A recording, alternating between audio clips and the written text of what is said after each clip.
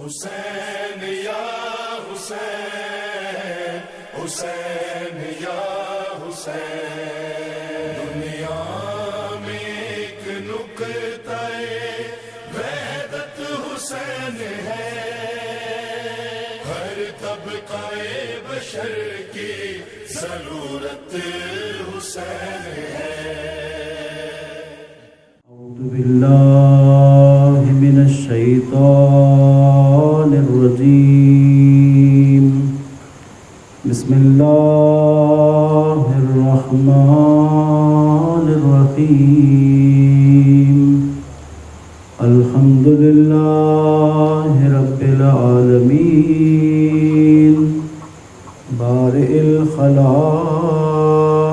اجمعین، الذي لم يلد ولم يولد ولم يكن له كفوا أحد، الصلاة والسلام على أشرف الأنبياء والمرسلين، حبيبنا وحبيب إله العالمين، الذي سمي في السماء أحمد وفي الأرضين بأبي القاسم محمد، اللهم صل على محمد وآل محمد وعجل فرجه، وعلى آله الطيبين الطاهرين المعصومين، واللعنة الدائم على أعدائهم أجمعين من يوم عداوتهم إلى قيام يوم الدين. السلام عليك يا أبا عبد الله، وعلى الأرواح التي حلت بفنائك، عليك مني سلام الله أبدا ما بقيت وبقي الليل والنهار، ولا جعله الله آخر العهد مني لزيارتكم. السلام على الحسين وعلى علي بن الحسين وعلى أولاد الحسين وعلى أصحاب الحسين الذين بذلوا مهجهم دون الحسين عليه السلام، صلوات.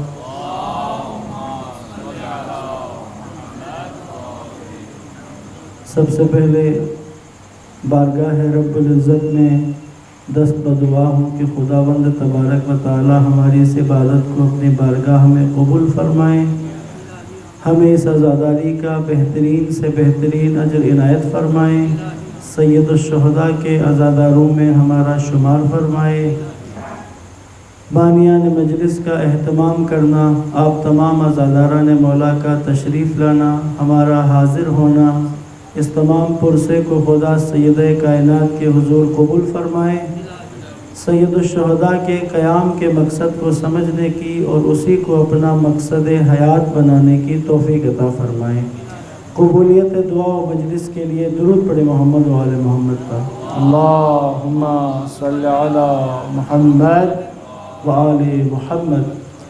عزیزان محترم، عباد الرحمن کی صفات سورہ مبارکہ فرقان کی آخری آیات کی روشنی میں ہمارے اس موضوع پر آپ سے بات چیت جاری ہے. کل کی مجلس میں عرض کیا تھا کہ عباد الرحمن الذین یمشون علی الارض ہونا کہ جب زمین پر چلتے ہیں تو اعتدال کے ساتھ، نرمی کے ساتھ۔ تو اس اعتدال کے بارے میں ایک حدیث جس کو کل بیان کیا تھا، جو خلاصہ تھا اس پورے موضوع کا، اسی حدیث کے بیان سے آگے بات کو شروع کرتے ہیں۔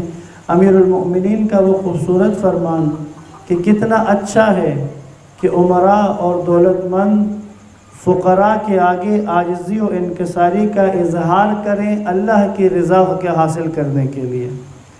اور امیر المؤمنین فرماتے ہیں اس سے بھی زیادہ اچھی بات یہ ہے کہ فقراء اور مساکین اللہ پر بھروسہ کرتے ہوئے امراء اور دولت مندوں کے سامنے اپنا وقار باقی رکھیں اور بے اعتنائی برتیں۔ یہ اس کا ایک خلاصہ تھا جو اس حدیث کے اندر مولا نے بیان کر دیا تھا۔ آج دوسری صفت عباد الرحمن کی، وہ اسی آیت کا ہی دوسرا حصہ ہے۔ بسم اللہ الرحمن الرحیم۔ وَإِذَا خَاطَبَهُمُ الْجَاهِلُونَ قَالُوا سَلَامًا، کہ جب جاہل ان کو یعنی ان عباد الرحمن کو نامناسب انداز میں مخاطب کرتے ہیں، نامناسب انداز میں ان سے بات کرتے ہیں، نامناسب انداز میں ان کے ساتھ پیش آتے ہیں، تو عباد الرحمن کا جواب کیا ہوتا ہے ان جاہلوں کے مقابلے میں؟ قالوا سلاما، تو ان کے جواب میں یہ انہیں سلامتی کا پیغام دیتے ہیں، ان کو سلام کہتے ہیں اور ان کے ساتھ بحث میں نہیں پڑتے ہیں۔ یاد رکھیں قزم غیظ قرآن مجید نے بہت زیادہ اس کی تاکید کی ہے۔ ایک لفظ کا استعمال ہوتا ہے حلم، خداوند تبارک و تعالیٰ کی بھی صفت ہے حلیم، اسی سے حلم ہے۔ حلم کا مطلب کیا ہے؟ انتہائی غیظ و غضب کی شدت کے وقت، جس وقت انسان غصے اور غیظ و غضب کی شدت اس کے اندر پیدا ہو جاتی ہے، احساساتی ہو جاتا ہے، جذباتی ہو جاتا ہے، ہائپر ہو جاتا ہے، تو حلم کا مطلب کیا ہے؟ اس کیفیت کو کنٹرول کرنے کی صلاحیت کو حلم کہتے ہیں۔ تو پس جب جاہل ان سے مخاطب ہوتے ہیں برے انداز میں، عباد الرحمن کی دوسری نشانی کیا ہے، دوسری خصوصیت کیا ہے؟ کہ جب جاہل ان کے ساتھ برے انداز میں مخاطب ہوتے ہیں، جاہل جب ان کے ساتھ برے انداز میں پیش آتے ہیں، تو عباد الرحمن ان کے جواب میں سلام کہتے ہیں۔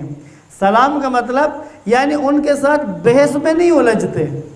جیسے ہوتا ہے نا، کوئی آ کر بعض لوگ اپنا کارنامہ بتاتے ہیں، آج مجھے کسی نے ایک سنائی تھی، میں نے اس کو 4 سنا دی، کسی نے ایک سنائی تھی اس کو 4 سنا دی۔ تو یہ عباد الرحمن کی روش نہیں ہے۔ صرف ایک وضاحت اور ایک استثناء کے ساتھ یہاں پر جو کہا وَإِذَا خَاطَبَهُمُ الْجَاهِلُونَ قَالُوا سَلَامًا، جب نہ جاننے والے، جب ان سے ذہنی طور پر نیچے کے لوگ بحث میں ان کے ساتھ الجھتے ہیں، تو یہ ان سے بحث کرنے کے بجائے اپنا دامن بچا لیتے ہیں، ان کے ساتھ بحث میں نہیں الجھتے، ان سے الگ کر لیتے ہیں خود کو۔ لیکن کسی جگہ اگر واقعی کوئی ایسی بحث ہو کہ جو باعث نتیجہ ہو، ایسی بحث ہو، ایسی گفتگو ہو کہ جو کسی نتیجے پر جا کے منتج ہوتی ہو، جس کا کوئی نتیجہ نکلنے والا ہے، جہاں جا کر کسی نتیجے پر پہنچنے والے ہیں، ایسی بحث میں ضرور حصہ لیتے ہیں جہاں دلیل سے بات کی جاتی ہے، جہاں مہذب انداز میں کسی موضوع کو حل کیا جاتا ہے۔ اس کی بات نہیں ہو رہی، اس سے منع نہیں کیا جا رہا۔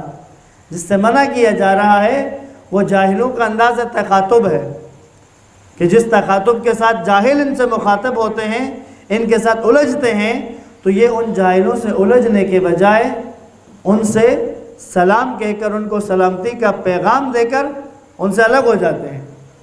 قرآن مجید میں حلم اور قزم غیظ پر تاکید کی گئی ہے، جیسا کہ وَالْقَاظِمِينَ الْغَيْظَ کہا، یعنی غیظ کو قزم کرنے والے، حلم کرنے والے جب غصے میں آتے ہیں تو خود کو اعتدال سے نہیں ہٹاتے۔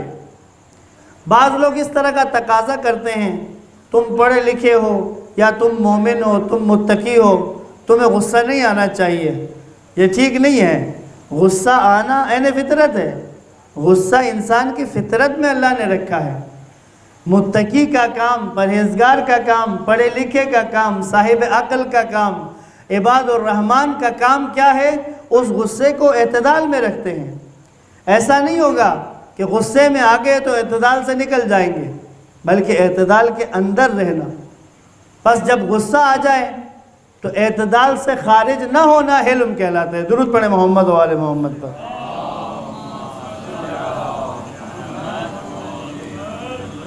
بس یہاں پر قرآن مجید کی ایک خوبصورت آیت سورہ فصلت کی آیت نمبر 34 ہے، 34 نمبر آیت، جس میں ایک ایسا اصول قرآن نے بیان کیا ہے جس کو بہت سے افراد نے پریکٹیکل کر کے دیکھا ہے، اور اس کے نتیجے کو جیسا قرآن نے کہا ویسا ہی پایا ہے، کہ جب کبھی ایسا ہو جائے کہ کوئی آپ کے ساتھ ایسی بحث شروع کر دے اور اس بحث میں اس کا انداز انتہائی نامناسب ہو، بہت برے انداز میں وہ آپ کے ساتھ بحث کرتا ہے، مخاطب کرتا ہے، بات کرتا ہے، آپ وہاں پر جواب اگر دیں اسی کی طرح جواب دیں، یا ہمارے اردو زبان کے محاورے کے مطابق اینٹ کا جواب پتھر سے دے دیں، تو یا تو لڑائی ہو جائے گی یا معاملہ بگڑ جائے گا۔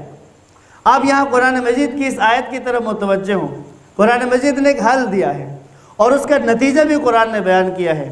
سورہ فصلت کی آیت نمبر 34 میں اللہ تعالیٰ کا ارشاد ہے، بسم اللہ الرحمن الرحیم، ادفع باللتی ہی احسن فاذا الذی بینک وبینہ عداوۃ کأنہ ولی حمیم۔ ادفع باللتی ہی احسن، اگر کوئی تمہارے ساتھ برے انداز میں پیش آئے، اگر کوئی تمہارے ساتھ تمہیں برے انداز میں مخاطب کرے تو تم اسے خوبصورت انداز میں دور کرو۔ تم اس کے ساتھ جب بحث کرو یا جب اس سے بات کرو تو تمہارا انداز خوبصورت ہونا چاہیے، پیار میں بات کرو۔ اس کا نتیجہ کیا نکلے گا؟ یعنی اس نے برے انداز میں بات کی تھی اور تم نے ادھر سے نرمی سے بات کی، تم نے خوبصورت انداز میں بات کی، اس کا نتیجہ کیا نکلے گا؟ آگے دیکھیں کیا کہہ رہے ہیں، فَإِذَا الَّذِي بَيْنَكَ وَبَيْنَهُ عَدَاوَةٌ، تو وہ شخص جس کے اور تمہارے درمیان دشمنی تھی، عداوت تھی، تمہارے اس اچھے رویے سے کیا ہو جائے گا؟ کأنہ ولی حمیم، تو وہ تمہارا بڑا گرمجوش دوست بن جائے گا، تمہاری دشمنی دوستی میں تبدیل ہو جائے گی۔ اب ایک چھوٹا سا واقعہ ہمارے ہی اپنے ایک دوست کا واقعہ ہے جو انہوں نے سنا ہے اسی آیت کے ضمن میں، خود حافظ قرآن ہیں، انہوں نے سنایا کہ میں اپنی گاڑی سے جا رہا تھا، تو روڈ سے جب میں جا رہا تھا تو روڈ پہ ایک جگہ ایک ٹرالی کھڑی تھی، کہتے ٹرالی کی وجہ سے میں اپنی سائڈ سے اس سائڈ پہ آگے جانے لگا، تو وہیں گلی سے ایک گاڑی نکل کے عین اسی وقت میں وہ گاڑی بھی ٹرالی کے سائڈ پر آ گئی۔ اب ہم دونوں ایک دوسرے کے سامنے تھے، ادھر سے میں اپنی گاڑی میں، اور وہ جو گلی سے نکلا تھا گاڑی والا وہ بھی سامنے، اور کہتے ہم دونوں میں سے کوئی ایک بھی پیچھے ہٹنے کو تیار نہیں تھے راستہ دینے کو۔ کہتے کچھ دیر میں نے انتظار کیا اور کچھ دیر ہم دونوں نے انتظار کیا، اس کے بعد میں نے پہلا ہارن دیا کہ پیچھے ہٹو، تو جب میں نے ہارن دیا تو اس نے بھی ہارن دیا۔ کہتے میں نے لائٹ ماری، اس نے بھی لائٹ ماری۔ کہتے میں نے گاڑی سے اشارہ کیا پیچھے ہونے کا، تو اس نے بھی اشارہ کیا پیچھے ہونے کا۔ کہتے مجھے غصہ آ گیا، کہتے مجھے غصہ آ گیا کہ میں پہلے ٹرالی کے اندر آ چکا تھا کہ ٹرالی سے کراس کروں گا سائڈ پہ۔ کہتا اب مجھے جب غصہ آیا تو اب میں نے کہا اب تو پھر دیکھا جائے گا، اترتا ہوں۔ کہتے میں نے دروازہ کھولا اترنے کے لیے۔ اب ان کا یہ جملہ سنیں، خود حافظ قرآن ہے، کہتے جس وقت میں دروازہ کھول کے باہر نکل رہا تھا تو میرے ذہن میں یہ آیت آ گئی فوراً، سورہ فصلت کی یہی والی آیت جس میں اللہ نے کہا تھا ادفع باللتی ہی احسن۔ کہتے جو ہی میں باہر نکلا وہ بھی باہر نکلا، لیکن مجھے نکلتے وقت اس آیت کی یاد آ گئی، یہ آیت مجھے یاد آ گئی، ذہن میں آ گئی۔ کہتے اتر کر اسے لگا تھا کہ میں کوئی گالی دینے والا ہوں، میں نے اس کو کچھ غصے میں کہنا ہے۔ کہتے جو ہی یہ آیت میرے ذہن میں آ گئی تو وہ جو میرے اندر ایک غصے کا اٹھان آیا تھا وہ بیٹھ گیا ایک دفعہ۔ کہتے میں نے فوراً اس کو انتہائی نرمی کے ساتھ، انتہائی بڑے پیار سے میں نے کہا بھائی صاحب معاف کیجئے گا، مجھے تھوڑی سی جلدی ہے اس لیے میں نے ہارن دیا اور لائٹ دی ہے، اگر آپ کو زیادہ جلدی ہے تو میں پیچھے ہٹ جاتا ہوں۔ کہتے بس اتنا میرا کہنا تھا۔ وہ کہتے نہیں آپ رکے، میں پیچھے ہٹ جاتا ہوں، کوئی مسئلہ نہیں ہے۔ کہتے اس نے گاڑی پیچھے کر لی اور بالکل کھلی جگہ بھی دے دی مجھے، بہت زیادہ پیچھے کر کے، اور میں آرام سے وہاں سے نکل گیا۔ کہتے ہیں مجھے خود قرآن مجید کا یہ کہ فَإِنَّكَ فَإِذَا الَّذِي بَيْنَكَ وَبَيْنَهُ عَدَاوَةٌ، کہ جو تمہارے اور اس کے درمیان عداوت تھی، دشمنی تھی، وہ دوستی میں بدل جائے گی۔ اب اگر یہاں یہ اترتے اور غصے میں بات کرتے، وہ بھی غصے میں بات کرتا، تو جو نتیجہ برآمد ہونا تھا وہ یا ان کے شیشے ٹوٹنے تھے یا دونوں کی آپس میں گتھم گتھا ہو جانا تھا، جھگڑا ہو جانا تھا۔ تو عباد الرحمن کی دوسری صفت جو اللہ نے بیان کی ہے کہ جب ان کا سامنا ہوتا ہے، جاہل ان کے ساتھ برے انداز میں جب پیش آتے ہیں تو یہ ان کو ویسا جواب نہیں دیتے، یہ ویسے بنتے نہیں ہیں، بلکہ ان کے ساتھ سلامتی کا پیغام دیتے ہوئے رخصت ہو جاتے ہیں۔ اب یہاں 2-3 واقعات اللہ کے نبی کا بھی اور کچھ دیگر شخصیات کا کہ جس سے اس بات کو زیادہ واضح انداز میں ہم سمجھ سکتے ہیں۔ درود پڑھیں محمد و آل محمد پر۔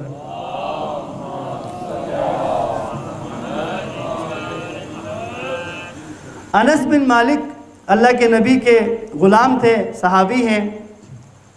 یہ بتاتے ہیں کہ ایک دن رسول خدا کے ساتھ بیٹھا ہوا تھا، غالباً سردی کا موسم ہوگا۔ رسول خدا نے ایک چادر اوڑھی ہوئی تھی جو نسبتاً کھردری تھی، ذرا سخت چادر تھی، آپ نے اس چادر کو لپیٹا ہوا تھا۔ کہتے ہیں ایک دیہاتی عرب آیا، بدو عرب، عربی ایک آیا، وہ آیا، اس نے آ کر رسول خدا کی اس چادر کو پکڑ کے اتنے زور سے کھینچا کہ رسول خدا کی گردن پر زخم پڑ گیا، اور کھینچ کر اس نے یہ کہا، نام لے کر اللہ کے نبی کا، کہ اے محمد صلی اللہ علیہ وآلہ وسلم، کہتا ہے اللہ کا جو مال تمہارے پاس ہے اس میں سے میرا حصہ دے دو۔ تو جب اس نے یہ کہا تو اللہ کے نبی نے اس کو جواب میں کہا، یہ جو تم نے مجھے زخم دیا ہے، اگر میں بھی تمہیں ویسا زخم دوں کیا تمہارے دل میں خوف نہیں آیا؟ اس نے کہا نہیں، مجھے ذرہ برابر بھی خوف نہیں آیا۔ تو سرکار نے پوچھا کیوں؟ کہتا ہے کیونکہ مجھے پتہ ہے کہ آپ برائی کا جواب برائی سے نہیں دیتے ہیں، آپ برائی کا جواب برائی سے نہیں دیتے ہیں۔ انس کہتے ہیں رسول خدا مسکرائے اور پھر اس کو ایک اونٹ جو کا اور ایک اونٹ کھجوروں کا لاد کر اس کے حوالے کر دیا۔ اب یہ سنت ہے اور مجھے اور آپ کے لیے حکم یہی ہے، لَقَدْ كَانَ فِي رَسُولِ اللَّهِ أُسْوَةٌ حَسَنَةٌ، تمہارے لیے نمونہ عمل رسول اللہ کی زندگی ہے۔ اب اگر مجھ سے اور آپ سے کسی نے آ کر سوال کیا، اچھا سوال کرنے کا انداز اگر تھوڑا سا تند ہو تو اس پر ہی ہمارے جبھی پہ بل آ جائیں گے، ہو سکتا ہے ہم 2-4 سنا بھی دیں۔ اور یہاں کیا ہے، چادر کھینچی ہے کہ گردن پر زخم پڑ گیا ہے، اور اللہ کے نبی نے کہا بھی اگر میں بھی تمہیں ویسا زخم دوں تمہیں خوف نہیں آئے گا؟ تو نہیں، کیونکہ آپ برائی کا جواب برائی سے نہیں دیتے۔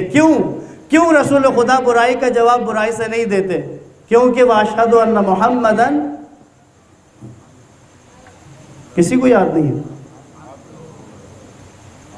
4-5 کو یاد ہے، باقی سب کو تو کل سے میں ادھر کلاس نہ لگا لو تشہد سکھانے کی۔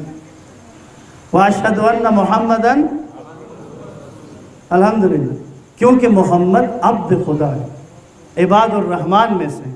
اور عباد الرحمن کی صفت کیا ہے؟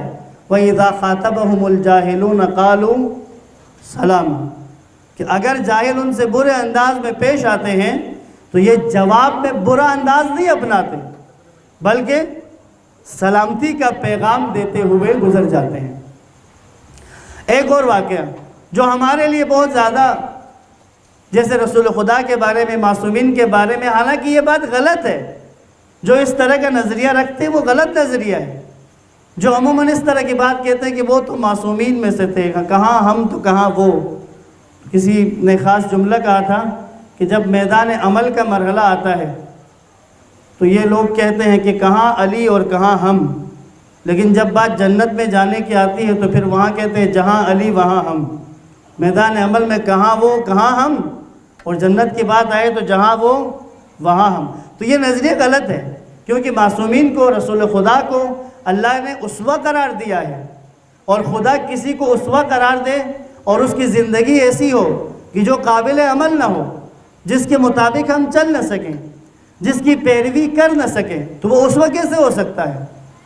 لہٰذا ایک غیر معصوم شخصیت کا بھی آپ کے سامنے ذکر کر رہا ہوں تاکہ مزید تقویت ہو۔ وَإِذَا خَاطَبَهُمُ الْجَاهِلُونَ قَالُوا سَلَامًا۔ حضرت مالک اشتر امیر المومنین کی خلافت کا دور چل رہا ہے، اور مالک اشتر امیر المومنین کے لشکر کے سردار ہیں، آرمی چیف ہیں۔ مالک اشتر مدینے میں گلی سے گزر رہے ہیں، یا کوفے کا واقعہ یا مدینے کا ہے، گزر رہے تھے، ایک شخص تھا، اس نے اپنی دکان کا کچرا اٹھا کے ان کے اوپر پھینک دیا، اور پھینکنے کے بعد ہنسنے لگا اور مذاق اڑانے کے 2-3 جملے کہے۔ جانتا نہیں تھا مالک اشتر کو، نام ظاہر سنا ہوا تھا، شکل سے نہیں پہچانتا تھا۔ تو مالک اشتر نے وہاں کچھ نہیں کہا، جناب مالک اشتر وہاں سے گزر گئے۔ ساتھ آس پاس جس نے جو مالک اشتر کو جانتے تھے، انہوں نے آ کے اس سے کہا تمہیں پتہ ہے تم نے کس کے اوپر کچرا پھینکا ہے؟ اس نے کہا پتہ نہیں۔ کہا مالک اشتر کا نام سنا ہے؟ ہاں نام سنا ہے۔ کہا وہ تو مولا علی کے لشکر کے سردار ہیں۔ کہا یہ وہی مالک اشتر تھے جن کے اوپر تم نے کچرا پھینکا ہے۔ اب اس کو ڈر لگا کہ کہیں اٹھا نہ لیا جاؤں، تو کیونکہ ڈر لگتا ہے نا، ظاہر ہے کہ وہ لشکر کے سردار ہیں، فوج کے سردار ہیں، اور ان کے ساتھ اگر کوئی اس طرح کی حرکت کی ہے تو اب ڈر لگا، اس سے ڈر گیا کہ اب میرے ساتھ کیا ہونے والا ہے۔ اب جب ڈر گیا تو پوچھا وہ کہاں گئے ہیں؟ کہا اس راستے سے گئے ہیں۔ تو پوچھتے پوچھتے پیچھے پیچھے گیا، جب پوچھا تو پتہ چلا مسجد گئے ہیں۔ دوڑ کے مسجد گیا، مسجد میں دیکھا تو وہ نماز پڑھ رہے تھے۔ نماز کا وقت نہیں تھا، یعنی جیسے کسی واجب نماز کا وقت ہوتا ہے وہ ٹائم تھا نہیں، لیکن مسجد میں دیکھا تو نماز پڑھ رہے تھے۔ انتظار کی، حضرت مالک اشتر نماز پڑھ کے جب ختم کر کے دعا مانگنے لگے، دعا ختم کی تو یہ قریب جا کے اس نے ہاتھ چھوڑ دیا، کہا مجھے معاف کیجئے، مجھے پتہ نہیں تھا کہ آپ ہیں۔ تو جناب مالک اشتر نے کہا میں نے اسی جگہ تمہیں معاف کر دیا تھا، لیکن میں مسجد اس لیے آیا تھا، میں نے ابھی جو 2 رکعت نماز پڑھ کے دعا کی ہے وہ تمہارے لیے دعا کی ہے۔ میں نے خدا سے کہا خدا وہ جانتا نہیں ہے مجھے، اس لیے اس نے ایسا کیا ہے، خدا اگر اس عمل سے تو ناراض ہوا ہے تو اسے معاف کر دے۔ یعنی اللہ سے اس کی معافی کی دعا کرنے کے لیے مسجد آئے ہیں۔ عزیزان محترم، اگر عبد خدا بننا ہے، عباد الرحمن میں شامل ہونا ہے، تو یہ دوسری کوالٹی وَإِذَا خَاطَبَهُمُ الْجَاهِلُونَ قَالُوا سَلَامًا۔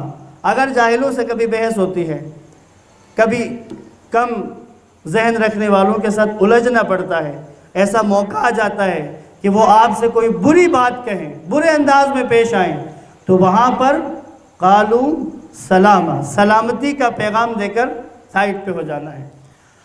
اس آیت کے اس حصے کا آج میری اور آپ کی زندگی کے اندر بہت زیادہ دخل ہے، بالخصوص جوانوں کے لیے، بالخصوص ہر اس جوان کے لیے، ہر اس خاتون کے لیے، ہر اس بچے کے لیے جس کے ہاتھ میں سمارٹ فون موجود ہے، جس کے پاس موبائل ہے، جس کے ذریعے وہ سوشل میڈیا کے اندر وارد ہے۔ آج کل سوشل میڈیا پہ کیا ہو رہا ہے؟ فیس بک ہو، واٹس ایپ گروپس ہو، ٹویٹر ہو، مختلف جہاں پہ بھی کسی موضوع پر بحث شروع ہو جاتی ہے، کوئی ایک بندہ پوسٹ کر دیتا ہے، اس کے بعد نیچے کمنٹس کے اندر بحث شروع ہو جاتی ہے، اس کے بعد اس قسم کی باتیں وہاں پر کرتے ہیں کہ جس کی کوئی حدود نہیں ہوتی، شروع کسی حدیث سے ہوتی ہے اور آخر میں جھگڑا گالیوں تک پہنچ جاتا ہے، ایک دوسرے پر لعن طعن شروع کر دیتے ہیں۔ عزیزان محترم، اگر آپ سوشل میڈیا استعمال کر رہے ہیں، اگر آپ کے ہاتھ میں موبائل ہے، آپ فیس بک کی کسی پوسٹ کے اوپر کمنٹ کرنے والے ہیں، آپ واٹس ایپ کے کسی گروپ کے اندر چلنے والی بحث میں حصہ لینے والے ہیں، تو یاد رکھیں آپ عباد الرحمن میں سے ہیں۔ اور عباد الرحمن کی صفت کیا ہے؟ وَإِذَا خَاطَبَهُمُ الْجَاهِلُونَ قَالُوا سَلَامًا۔ اگر آپ کسی واٹس ایپ گروپ کے اندر، فیس بک کی کسی پوسٹ کے کمنٹس کے درمیان اگر آپ دیکھتے ہیں کہ اس طرح کی باتیں شروع ہو گئی ہیں کہ کچھ لوگ اپنی جہالت کی وجہ سے برے انداز میں بات کر رہے ہیں، تو وہاں پر بحث میں الجھنا نہیں ہے، وہاں پر قالوا سلاما اور وہاں سے رخصت ہونا ہے۔ ہاں، جیسا کہ شروع میں عرض کیا، اگر کسی جگہ بحث ہو رہی ہے دلیل کے ساتھ، اور بحث کرنے والوں کا انداز، لب و لہجہ مناسب ہے، علمی ہے، اور وہ بحث بھی کسی نتیجے پر پہنچنے کے لیے ہو رہی ہے، اس میں حصہ لینے میں، دلیل کے ساتھ بات کرنے میں حرج نہیں ہے، لیکن یاد رکھیے گا 80% اگر تھوڑا سا گنجائش رکھیں 80%، ورنہ 90% سے زیادہ سوشل میڈیا پر ہونے والی بحثیں زیادہ تر جاہلوں کی آپس میں ہوتی ہیں۔ یہاں پر ایک دو نقطے ہیں تو ذرا لطیف نقطے، لیکن ایسا ہی ہے۔ فیس بک پہ ہی میں نے اس پوسٹ کو دیکھا تھا، کسی نے لکھا کہ فیس بک کے اوپر وہ بھی دانشور بنا ہوتا ہے جس کو گھر میں دوسری دفعہ سالن بھی نہیں ملتا، وہ بھی فیس بک کا دانشور ہوتا ہے، وہاں بیٹھ کے جھاڑ رہا ہوتا ہے اپنا فلسفہ۔ ایک اور جگہ یہ لکھا تھا فیس بک کے اوپر وہ بھی اپنے نظریات بیان کر رہا ہوتا ہے کہ جس کے گھر میں اگر کوئی اہم بات ہونے والی ہو تو اس کو کمرے سے نکال دیا جاتا ہے کہ بیٹا ذرا باہر جانا، یہاں کوئی اہم بات ہونے والی ہے۔ وہ فیس بک کے اوپر دانشور بنا ہوا ہوتا ہے۔ اور سب سے مظلوم ترین، سب سے زیادہ دکھ جس بات پر ہے، فیس بک کے اوپر سب سے آسان موضوع جس کے اوپر آپ بات کر سکتے ہیں وہ دین ہے، جس کے اوپر آپ بات کر سکتے ہیں وہ اسلام، وہ دین، جس کے اوپر ہر کوئی اپنا نظریہ دے سکتا ہے، ہر کسی کو حق حاصل ہے، ہر کسی کے پاس جملہ حقوق محفوظ ہیں۔ لہٰذا آپ احباب جو اس وقت میرے سامنے بیٹھے یا جو ابھی اسی سوشل میڈیا کے ذریعے مجھے سن رہے ہیں، دیکھ رہے ہیں، عزیزان محترم، فیس بک اور سوشل میڈیا بحث کی جگہ نہیں ہے، کیونکہ اس جگہ ہونے والی بحث کبھی بھی کسی نتیجے تک پہنچتی نہیں ہے، کیونکہ عمومی میدان ہے، ہر کوئی آ رہا ہے، ہر کوئی اپنے انداز میں بات کر رہا ہے۔ اور جس قدر وحدت کو، وحدت المومنین کو، مسلمانوں کے درمیان وحدت کو ان ابحاث نے، ان باتوں نے جتنا نقصان پہنچایا ہے آپ کے سامنے ہے۔ ایسی ایسی بحثیں، ایسی ایسی باتیں کی جاتی ہیں، لہٰذا گریز کریں، دشمن کو موقع نہ دیں۔ کتنے ایسے اکاؤنٹ ہیں کہ جو دشمن کے ہیں، جو کبھی کسی شیعہ کے نام سے، کبھی کسی سنی کے نام سے، کبھی کسی انقلابی کے نام سے بنے ہوئے ہیں، اور ان کا کام صرف اتنا ہے کہ کسی بحث میں الجھا دیں، آپس میں تصادم کروائیں، تفرقے میں ڈال دیں، دشمنیاں پیدا کر دیں، نفرتیں پیدا کر دیں۔ آگاہی کی ضرورت ہے، ہوشیار ہو جائیں۔ وَإِذَا خَاطَبَهُمُ الْجَاهِلُونَ قَالُوا سَلَامًا، جب کبھی جاہلوں کی بحث ہو رہی ہو، جب کبھی جاہل برے انداز میں تخاطب کر رہا ہو، مخاطب کر رہا ہو، تو اس کا جواب قالوا سلاما۔ حضرت ابراہیم کے جو چچا تھے آزر، بت پرست، بت بنانے والے، حضرت ابراہیم نے ان سے بات کی، انہیں سمجھانے کی کوشش کی۔ جب سمجھانے کی کوشش کی تو آزر غصے میں آ گیا۔ غصے میں آنے کے بعد آزر نے کہا اے ابراہیم میں تمہیں سنسار کر دوں گا، یعنی پتھر مار مار کے تمہیں مار دوں گا۔ جب یہ کہا تو حضرت ابراہیم کو اندازہ ہو گیا، تو فوراً حضرت ابراہیم نے کہا آپ پر سلام، قل سلام ساستغفر لکم۔ پہلے کہا میں آپ پر سلام ہوں، یعنی کہا بحث مزید نہیں کی حضرت ابراہیم نے، اندازہ ہو گیا، آگے سے جواب سے اندازہ ہو گیا۔ آپ بھی اگر فیس بک پہ، واٹس ایپ گروپ میں آپ کو کسی بھی کامنٹ سے اندازہ ہو جائے گا کہ یہاں پر کس قسم کی بحث ہونے والی ہے، گریز کریں وہاں سے، نکل آئے وہاں سے، ان چیزوں کے اندر نہ الجھیں۔ اس کا نقصان ذات کو بھی پہنچتا ہے اور ملت کو بھی پہنچتا ہے۔ درود پڑھے محمد و آل محمد پر۔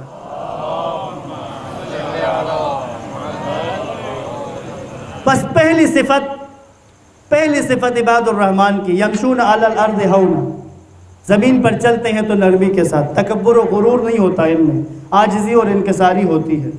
اپنے ماتحت اور اپنے سے نیچے والے لوگوں کے ساتھ انکساری اور عاجزی کے ساتھ پیش آتے ہیں، ان کے سامنے غرور و تکبر نہیں کرتے، ان کے سامنے اپنے سٹیٹس کا اظہار نہیں کرتے۔ اور دوسری صفت وَإِذَا خَاطَبَهُمُ الْجَاهِلُونَ قَالُوا سَلَامًا، اگر جاہل ان کے ساتھ برے انداز میں پیش آئیں تو ان کو جواب میں سلامتی کا پیغام دیتے، ان کے ساتھ بحث میں نہیں الجھتے، ان کو ان کے جیسا جواب نہیں دیتے۔ یہ دو صفات بیان ہوئی عباد الرحمن کی۔ تیسری صفت کہ جو عباد الرحمن کی قرآن مجید کے سورہ فرقان کی ان آیات میں بیان ہوئی، وہ ہے بسم اللہ الرحمن الرحیم والذین یبیتون لربہم سجدا وقیاما۔ عباد الرحمن کی تیسری صفت، میں اور آپ اس عشرہ مبارکہ میں امام حسین علیہ السلام کی فرش مجلس پر، اس فرش عزا پر بیٹھ کر حسین ابن علی کی روح سے الہام لیتے ہوئے، ان کے سایہ رحمت سے استفادہ کرتے ہوئے میں اور آپ اس عزم و ارادے کے ساتھ مجالس میں آتے ہیں کہ اس سال جو نیا ہم سنیں اس کو اپنی زندگی پر لاگو کریں۔ عزیزان محترم، عباد الرحمن میں شامل ہونے کے لیے پہلی 2 صفات بیان کر دی۔ تیسری صفت کیا ہے کہ جب والذین یبیتون لربہم سجدا وقیاما، جو اپنی راتیں پروردگار کے لیے، جو اپنی راتوں کو اپنے پروردگار کے لیے سجدے اور قیام میں گزارتے ہیں، رات کو سجدہ اور قیام کرتے ہیں۔ روایات میں موجود ہے اس سے مراد جو ساری رات عبادت کرتا ہے وہ بھی مراد ہے، جو آدھی رات عبادت کرتا ہے وہ بھی مراد ہے، جو رات کا تیسرا حصہ عبادت کرتا ہے وہ بھی مراد ہے، جو رات کا کچھ حصہ بیدار رہتا ہے وہ بھی مراد ہے، وہ بھی اس میں آتا ہے یبیتون لربہم سجدا وقیاما میں۔ بس رات کو عبادت۔ اچھا متوجہ رہیں، یہاں پر رات کو سجدہ اور قیام کا ذکر ہوا ہے۔ رات میں سجدہ اور قیام، رات کیوں؟ دن میں بھی تو انسان سجدہ اور قیام کرتا ہے۔ عباد الرحمن کی صفت رات کا سجدہ اور قیام کیوں کہا؟ کیونکہ رات کا سجدہ اور قیام خالص ہوتا ہے۔ خالص کیوں؟ کیونکہ رات کو کوئی دیکھنے والا نہیں ہے کہ جو تعریف کرے، کوئی دیکھنے والا نہیں ہے کہ جو جا کر بتائے کہ یہ بڑے نمازی ہیں، یہ بڑے سجدے کرنے والے ہیں، یہ بہت زیادہ نماز پڑھنے والے ہیں، کیونکہ رات کو تو کوئی دیکھنے والا نہیں ہے۔ ریاکاری سے بچیں گے، سمعہ سے بچیں گے۔ ریاکاری کا مطلب ہوتا ہے کسی کو دکھانے کے لیے عمل کرنا۔ سمعہ کا کیا مطلب ہے؟ اس لیے عمل کرتا ہے کہ لوگ اس کی تعریف کریں، اپنی تعریف سننا چاہتا ہے، لوگ بے شک آپس میں کر رہے ہوں۔ جیسے ایک بندہ نماز پڑھ رہا تھا، لطیف نقطہ ہے لیکن یہ ہوتا ہے، بعض لوگوں کے دل کی کیفیات ہوتی ہے، کچھ لوگ بیان کر دیتے ہیں اس شخص کی طرح جس کا بیان کر رہا ہوں، یہ نماز کی نیت میں ہے۔ تو کسی نے سامنے جو بیٹھے ہوئے تھے وہ یہ نیت میں، نماز کی نیت میں تھا، تو جو سامنے 2 لوگ بیٹھے تھے تو ایک اس کی تعریف کر رہا ہے دوسرے کو، کہتے یہ جو نماز پڑھ رہے ہیں یہ بہت نمازی ہیں، بہت نیک انسان ہیں، بڑا 5 وقت کے نمازی ہیں، روزہ دار ہیں اور بڑا خیال رکھتے ہیں یہاں پر سب کا۔ جو یہ کہہ کے چپ ہو گئے، آگے کچھ بیان نہیں کیا، تو یہ جو نماز پڑھ رہا تھا اس نے اپنی نماز توڑ دی، توڑ کر کہتا ہے اس کو بتاؤ کہ میں نے حج بھی کیا ہے، اس سے کہو کہ میں نے حج بھی کیا ہے۔ یعنی کیا مطلب؟ نماز تو پڑھا تھا لیکن اپنی تعریف سن رہا تھا۔ بعض لوگ اپنی تعریف سننا چاہتے ہیں پھر خوش ہوتے ہیں اپنی تعریف پہ۔ نیاز کیسی پکی تھی؟ جی بہت اچھی پکی تھی، وہ نیاز کی تعریف پہ خوش ہو جاتے ہیں، اپنی تعریف سننے کے لیے نیاز بنائی تھی، اگر رائے خدا میں دے دی تھی دے دی۔ لا نرید منکم جزاء ولا شکورا، اہل بیت نے جو پیار پیمانہ دیا ہے۔ یہ جو سورہ دہر کی آیت ہے کہ اہل بیت نے اپنے دروازے پر آنے والے مسکین، یتیم اور اسیر کو روٹیاں دے دی، دینے کے بعد اگلی 2 آیتوں میں کیا کہا؟ انما نطعمکم لوجہ اللہ لا نرید منکم جزاء ولا شکورا، ہم نے تمہیں اللہ کے لیے کھلایا ہے، ہم تم سے کوئی بدلہ یا تم سے کوئی شکریہ نہیں چاہتے۔ یہاں پر یہ جو جملہ ہے اہل بیت نے یہ کہا نہیں ہے ان کو، یہ ان کی دل کی آواز تھی، یہ دیتے وقت ان کی نیت تھی جس کو خدا نے الفاظ میں بیان کیا ہے۔ پس یاد رکھیں رات میں سجدہ اور قیام کیوں؟ کیونکہ خالص ہوتا ہے، کیونکہ ریاکاری سے پاک ہوتا ہے، دکھاوے کے لیے نہیں ہوتا۔ تو عباد الرحمن کی صفت، اب اگر آپ آہستہ آہستہ دیکھیں تو ہو سکتا ہے آپ کے ذہن میں یہ آ جائے کہ پہلے 2 پوائنٹ سے لگ رہا تھا عباد الرحمن بننا آسان ہی ہے، یہ تو چھوٹے چھوٹے کام ہیں، اب آہستہ آہستہ سخت ہو رہا ہے۔ تیسری صفت یہ آ رہی ہے کہ رات کو سجدہ اور قیام کرنا پڑے گا۔ اذان محترم یاد رکھیے گا، عبادت اگر لذت نہ دے، اگر عبادت میں مزہ نہ آ رہا ہو، نماز پڑھ رہے ہیں لیکن نماز سے کوئی لذت نہیں مل رہی، نماز پڑھنے میں مزہ نہیں آ رہا، اگر لذت نہیں مل رہی، مزہ نہیں آ رہا، تو اس کا مطلب یہ ہوا کہ مرض ہے، کیونکہ مریض کو کھانے کا ذائقہ محسوس نہیں ہوتا، بلکہ اس وقت جو مرض یہاں پر عام ہے اس مرض کی سب سے بڑی نشانی یہ بتائی جاتی تھی کہ ذائقے محسوس نہیں ہوتے. مرض ہو تو ذائقہ نہیں آتا، ٹیسٹ کا پتہ نہیں چلتا. جسم مریض ہوتا ہے تو یہ کھانوں کے ذائقوں میں تلخی آ جاتی ہے، کھانے کا ذائقہ محسوس نہیں ہوتا. اگر روح بیمار ہوتی ہے تو پھر عبادت کا ذائقہ محسوس نہیں ہوتا، نماز کی مٹھاس نہیں آتی، ذکر خدا سے مٹھاس نہیں ملتی، ذکر خدا سے لذت نہیں ملتی، تلاوت قرآن سے لذت نہیں ملتی. پس عباد الرحمن کی تیسری صفت کیا ہے؟ والذین یبیتون لربہم سجدا وقیاما. عبادت کرتے ہیں، سجدہ کرتے ہیں، قیام کرتے ہیں اپنے رب کے لیے. اب اگر غور کریں، سجدہ اور قیام، نماز یعنی نماز عبادت کا کامل ترین مصداق ہے. مومن کے لیے جو سب سے بڑی عبادت قرار دی گئی. دیکھیں نا، سب سے بڑا مقام کیا ہے؟ کہ انسان معراج تک پہنچے. رسول خدا معراج تک گئے، اور مومن کے لیے کیا کہا؟ الصلاۃ معراج المومن. مومن کی معراج ہے نماز. یعنی مومن ویسے تو ہر وقت یاد خدا میں ہوتا ہے، مومن کے دل میں یاد الہی رچی بسی ہوئی ہے، لیکن جب نماز کا وقت آتا ہے تو نماز اس کی معراج ہوتی ہے. نماز میں وہ عروج پر پہنچتا ہے، اور نماز میں کھڑے ہو کر جب وہ اللہ اکبر کی صدا بلند کرتا ہے تو کائنات کی تمام چیزیں، کائنات کی تمام اشیاء اس کے ساتھ مل کر اللہ اکبر کی صدا بلند کر رہی ہوتی ہیں. جب وہ بسم اللہ الرحمن الرحیم کہہ کر سورہ فاتحہ کی تلاوت کا آغاز کرتا ہے، ایک ایک آیت پڑھتا ہے، اسے اس کا لطف آ رہا ہوتا ہے.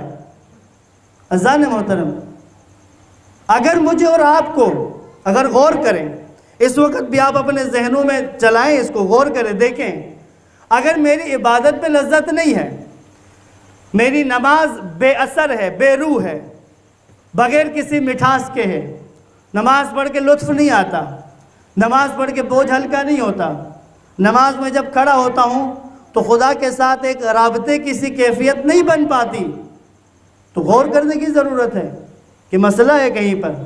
چند چیزوں کو میں نے نکات میں یہاں پر لکھا ہے کہ کیا وجوہات ہو سکتی ہیں کہ انسان کو عبادت کی لذت محسوس نہ ہو. ایک حدیث ہے چھٹے امام کی، پہلے اس حدیث کو سن لیں، اس کے بعد وہ 2-3 نکات ہیں کہ جس سے ہم چیک کریں کہ ہمیں کیوں عبادت کی لذت محسوس نہیں ہوتی. درود پڑھیں محمد و آل محمد پر.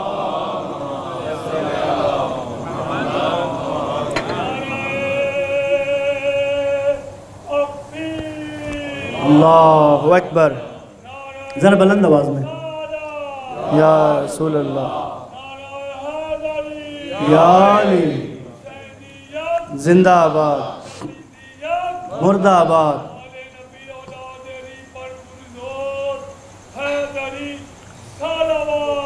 اللہم صل علی محمد وآل محمد وعجل فرجہم. اللہم صل علی محمد وآل محمد وعجل فرجہم. امام صادق علیہ السلام فرماتے ہیں، اگر تم خدا کی عبادت کی مٹھاس اور لذت کو جان لو، یعنی اگر تمہیں پتہ چل جائے کہ عبادت پروردگار کے مٹھاس اور لذت کیا ہے، اور اس کی برکات کو دیکھ لو، تمہیں نظر آ جائیں کہ اس کی برکات کیا ہے، اور اس کے نور کے سائے سے بہرہ مند ہو جاؤ. اگر تمہیں اس عبادت کے نور کا جو سایہ ہے، اس کی روشنی ہے، اس کی جو تپش ہے، اس کی جو نورانیت ہے، اس سے اگر تم منور ہو جاؤ، تمہیں اندازہ ہو جائے، تو ایک لمحے کے لیے بھی تم اس سے دور نہیں ہوگے. کبھی نہیں ہوگا کہ ایک لمحے کے لیے بھی تم عبادت الہی سے دور ہو جاؤ. ایک لمحہ بھی تاخیر کرو، ایک لمحہ بھی اس سے پیچھے ہٹو. امام فرماتے ہیں یہاں تک کہ ہر چند کے عبادت کی مشقت سے ٹکڑے ٹکڑے ہو جاؤ. اگر تمہیں مشکلات بھی آ جائیں، اگر تمہارے اوپر تکلیف بھی آ جائے، لیکن تمہیں اگر عبادت کی لذت کا پتہ ہوگا تو تم ٹکڑے ٹکڑے بھی ہو جاؤ گے، لیکن عبادت سے پیچھے نہیں ہٹو گے. سمجھ آ رہی ہے نا عصر عاشور کی نماز حسین ابن علی نے کیسے پڑھی ہے، کس حالت میں؟ مولا حسین بدن کی حالت ہی نہیں تھی کہ نماز پڑھ سکے، زخموں سے چور چور ہیں، زخموں سے چور چور، ایسے اتنے زخم ہیں کہ گنے نہیں جا سکتے، اور سید الشہداء اس ٹکڑے ٹکڑے بدن کے ساتھ نماز عصر پڑھ رہے ہیں۔ شمر العین اور کچھ لوگ جب قریب گئے تو سمجھ نہیں آ رہی کیا کر رہے ہیں، پوچھا حسین بن علی کیا کر رہے ہیں؟ جن کو سمجھ آ رہی تھی دیکھنے کے بعد کہا نماز پڑھ رہے ہیں۔ یہ اس وقت کی بات ہے جب زہرا کا لال ذوالجناح کی زین سے زمین پر آ چکا تھا، نماز عصر۔ اب یہاں امام چھٹے امام کے جملہ دیکھیں، چاہے عبادت کی مشقت میں تم ٹکڑے ٹکڑے ہو جاؤ، اگر تمہیں لذت عبادت کا پتہ ہوگا تو تم ایک لمحہ بھی تاخیر نہیں کرو گے عبادت تک جانے میں، تمہیں دقت نہیں ہوگی، تمہیں نیند چھوڑنا مشکل نہیں ہوگا۔ کب؟ اگر تمہیں لذت عبادت کا پتہ ہو تو۔ اب اگلا جملہ دیکھیں، امام فرماتے ہیں ایسا شخص جو عبادت الہی سے گریزاں ہے، ایسا شخص جو عبادت سے دور بھاگتا ہے، ایسا شخص جو نماز سے دور بھاگتا ہے، جس کو عین نماز کے ٹائم پہ کوئی کام یاد آ جاتا ہے، جس کو عین نماز کے وقت، عین عبادت کے وقت، جس کو کوئی ایسی ذمہ داری، کوئی ایسا کام یاد آ جاتا ہے جس کی وجہ سے عبادت کو تاخیر میں ڈال دیتا ہے، یا نہیں پڑھتا عبادت، یا کرتا ہی نہیں ہے۔ امام فرماتے ہیں اگر ایسا شخص جو عبادت الہی سے گریزاں ہے، اس کی وجہ سوائے اس کے اور کچھ نہیں ہے کہ وہ عصمت و توفیق کے آثار و فوائد سے محروم ہے، اس کو توفیق حاصل نہیں ہو رہی، اس کو موقع ہی نہیں مل رہا۔ اب اگر جو چند نکات میں نے لکھے ہیں کہ عبادت میں لذت حاصل نہ ہونے کی وجوہات میں سے پہلی وجہ جس کی وجہ سے لذت عبادت نہیں آتی، جس سے عبادت کا ذائقہ محسوس نہیں ہوتا، پہلی وجہ گناہ ہے۔ اگر انسان گناہ کرتا ہے، اگر انسان گناہ انجام دیتا ہے تو پھر لذت عبادت محسوس نہیں ہوتی۔ عبادت پانی کی طرح ہے، پانی اگر پانی ٹھنڈا ہو، میٹھا ہو تو پینے میں مزہ آتا ہے، انسان کو لطف آتا ہے اگر پیاس لگی ہوئی ہوتی ہے، لیکن اگر پانی کے اندر کچھ گندگی ہو، کچھ گندی چیز پانی کے اندر ہو تو وہی صاف پانی جس کے اندر گندگی آ گئی انسان پینے کے لیے آمادہ نہیں ہوتا۔ عزیزان محترم، گناہ، نافرمانی پروردگار، یہ وہ بنیادی مسئلہ ہے جس کی وجہ سے لذت عبادت ختم ہو جاتی ہے۔ والدین اکثر سوال کرتے ہیں ہمارے بچے نماز کی طرف رجوع نہیں کرتے، ہم تاکید کرتے ہیں، زور لگاتے ہیں، بڑی مشکل سے نماز پڑھاتے ہیں، اگر ہم کوئی نرمی دکھائیں تو وہ نہ پڑھے نماز۔ رہبر معظم سے جوانوں نے سوال کیا، رہبر معظم سے جوانوں نے سوال کیا، ہم اپنے آپ کو نیک بنانے کے لیے، ہم اپنے آپ کو صاحب معرفت بنانے کے لیے ہمیں کیا کرنا چاہیے، ہمیں متقی بننے کے لیے، معنوی طور پر خود کو مضبوط کرنے کے لیے کیا کرنا چاہیے؟ تو رہبر معظم نے جوانوں کے ایک اجتماع میں گفتگو کرتے ہوئے کہا، اے جوانان عزیز، آپ صرف دو کام کریں، دو کام کریں، صاحب معرفت بھی ہو جاؤ گے اور معنوی طور پر مضبوط ہو جاؤ گے، عرفان کے کچھ درجے طے بھی کر لو گے، عرفان کے کچھ درجے بھی طے کر لو گے، صرف دو کام کرو۔ پھر رہبر معظم نے بیان کیا کہ ہم نے بھی بزرگان سے، اپنے اساتذہ سے، اکابرین سے یہی سنا ہے، کہا پہلا کام جوان کو سب سے زیادہ زور دینا چاہیے، سب سے زیادہ محنت کرنی چاہیے۔ رہبر کہتے ہیں پہلا کام ترک گناہ ہے، گناہ ترک کرو، کوشش کرو کہ تم سے گناہ سرزد نہ ہو، حتی الامکان اپنے آپ کو بچاؤ گناہ سے۔ کسی بھی گناہ کو حقیر سمجھ کے، چھوٹا سمجھ کے، اس سے کیا ہوتا ہے؟ کیا ہوتا ہے فیس بک پہ ایک ویڈیو آئی ہے تو اس کو دیکھنے سے؟ کیا ہوتا ہے کہ یوٹیوب پہ اگر سامنے کوئی چیز آ گئی ہے تو اس کو دیکھنے سے؟ کیا ہوتا ہے فون پر کسی سے نامحرم سے بات کرنے سے؟ کیا ہوتا ہے رستے میں اگر کوئی نامحرم گزر رہی ہو تو اس کی طرف نگاہ اٹھانے سے؟ نا عزیز، ایک ایک گناہ تمہاری روح پر زخم لگاتا ہے، اور جب روح زخمی ہو جاتی ہے تو زخمی روح کو عبادت کا ذائقہ محسوس نہیں ہوتا۔ رہبر معظم کہتے ہیں، اے جوانوں، پہلا کام گناہ کو ترک کرو، اور دوسرا کام جو رہبر نے کہا بہت خوبصورت اور آسان ترین کام ہے، کہا دوسرا کام نماز کو اول وقت میں پڑھو، جو ہی نماز کا وقت ہو جائے نماز پڑھ لو۔ آیت اللہ بہجت فرماتے ہیں اول وقت میں پڑھی جانے والی نماز اگر کچھ نقائص بھی ہوں، جیسے ہوتا ہے کسی کی تجوید ٹھیک نہیں ہوتی، کسی کا تلفظ ٹھیک نہیں ہوتا، کسی کو نماز کے مستحبات مکروہات کا پتہ نہیں ہوتا، آیت اللہ بہجت فرماتے ہیں اول وقت میں پڑھی جانے والی نماز ان کمیوں کو چھپا لیتی ہے اور انسان کی نماز ایک کامل شکل میں بارگاہ عزدی میں چلی جاتی ہے۔ اول وقت کی نماز بہت اہمیت رکھتی ہے سزن محترم۔ کربلا جنگ جاری ہے، امام حسین کی نظر پڑی ابو ثمامہ ساعدی پر، صحابی ہے امام کا، امام نے دیکھا کہ جنگ چل رہی ہے، ابو ثمامہ بار بار مڑ کر آسمان کی طرف دیکھ رہا ہے۔ امام حسین نے صدا دی ابو ثمامہ آسمان کی طرف کیا دیکھ رہے ہو؟ اس نے کہا مولا دیکھ رہا ہوں کہ نماز کا وقت ہونے والا ہے، خواہش ہے کہ آخری نماز آپ کے اقتداء میں پڑھیں۔ نماز کیونکہ ذائقہ دیتی ہے عزیزان محترم، لذت بخشتی ہے، معنوی طور پر انسان کو بلند کرتی ہے۔ میں نے ایک جگہ پڑھا جس کو صحیح نماز، جس کو خالص ہو کر نماز پڑھنا آتی ہے اس کو مشکلات کا سامنا ہی نہیں کرنا پڑتا۔ عموماً بہت سے لوگ ہم طالب علموں سے بھی سوال کرتے ہیں کہ آج کل کاروبار کا مندہ چل رہا ہے، رزق میں تنگی آ رہی ہے، گھر میں مشکلات آ رہی ہیں، مختلف مسائل ہو رہے ہیں، کوئی دعا بتائیں، کوئی ورد بتائیں، کوئی ذکر بتائیں۔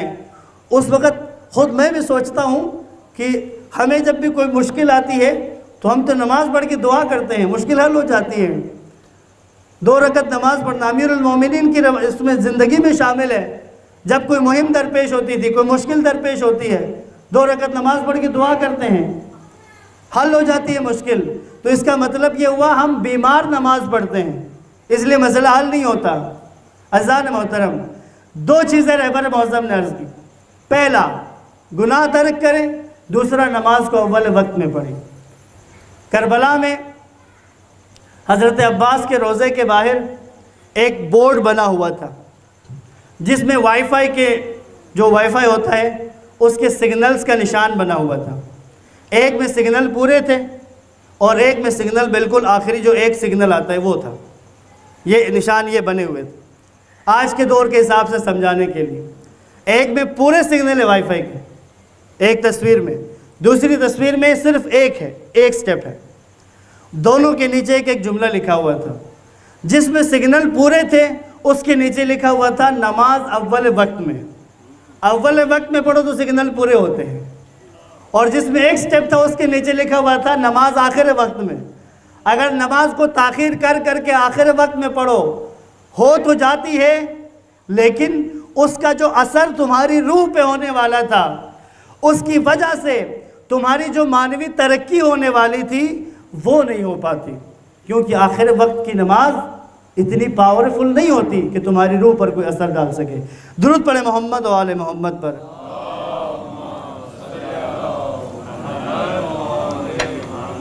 بس جو لذت عبادت سے، جن کی لذت عبادت نہیں ہے، ختم ہو گئی ہے، نماز میں کھڑے ہوتے ہی خیالات شروع ہو جاتے ہیں، حتیٰ کہ بعض لوگ اپنی بھولی ہوئی چیزوں کے لیے نماز کے ٹائم کا انتظار کرتے ہیں، سارے بھولے کھاتے وہاں پر یاد آئے ہوتے ہیں کہ فلاں نے کتنے دینے تھے اور وہاں سے کتنے آنے تھے۔ ایک شخص تھا، وہ کہتا ہے میں نے ایک جگہ حدیث پڑھی، روایت پڑھی کہ جس نے خالص ہو کر 2 رکعت نماز پڑھ لی تو وہ 2 رکعت نماز اس کو جنت تک لے کے جائے گی۔